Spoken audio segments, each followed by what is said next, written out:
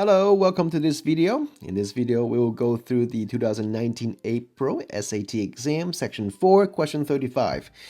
So if you take a look at this question, the concept is being tested is related to a triangle, and specifically, the question would like to see if you truly understand all those trigonometry stuff, such as sine theta, cosine theta, and tangent theta. Now, the questions that will show up on the SAT exam regarding to trigonometry questions are pretty straightforward, won't be too hard, and this question it's not very hard either, but there is just one thing you need to know. But before that, let's go ahead and do a quick review of those trig functions. So sine theta is opposite over hypotenuse.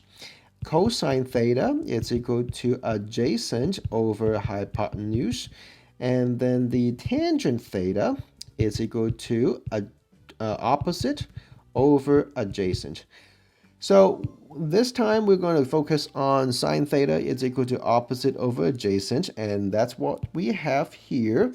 It is a ratio. Now, what does that mean when we say it's a ratio? It's 2 over 5. That means it has simplified into the simplest fraction, and that is 2 over 5.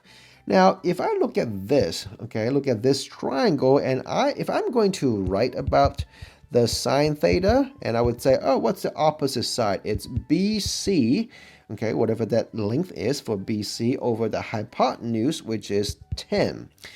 And then we say, look at here. Look at the 10 right here. Look at the 5 right here. How come they are not the same?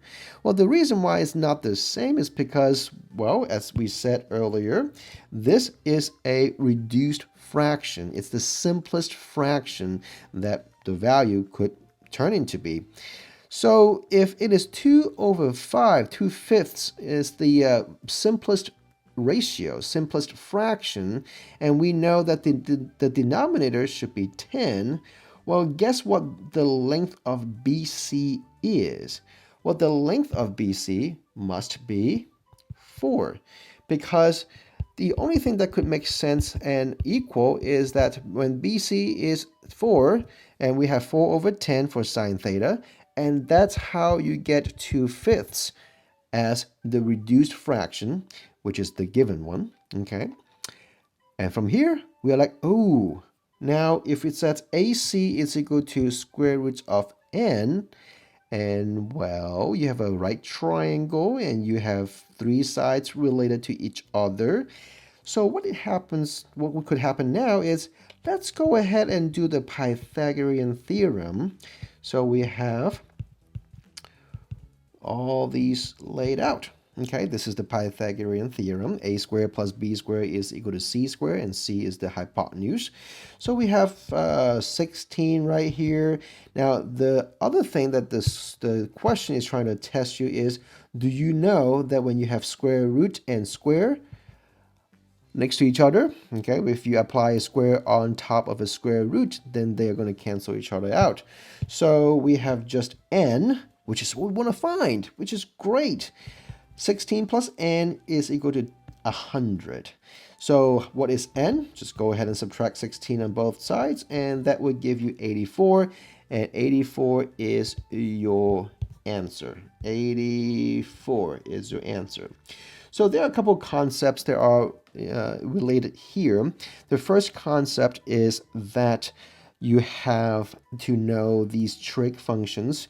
In this question, it's about sine theta, and you can imagine that the question could change it to cosine, could change it to tangent, so it can change to anything they want to, as long as you know that what these sine theta, cosine theta, and tangent theta, what these functions are for. Make sure you know which side it's over which side. So that's very, very important. That's number one. Number two, they jam in the understanding of lengths in a right triangle, your understanding of lengths in a right triangle together.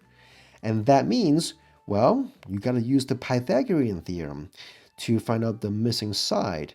And the question is very generous. They ask you for n, but they kind of throw you a curveball and say, hey, the length of AC is square root n. I hope you're not freaking out. But usually SAT questions, they are going to make it easier for you because it's not supposed to do a lot of work. Okay, it's not supposed to do a lot of work to get to the answer. So that's why we can easily get to the answer, and it's equal to 84. Do you want some extra credit?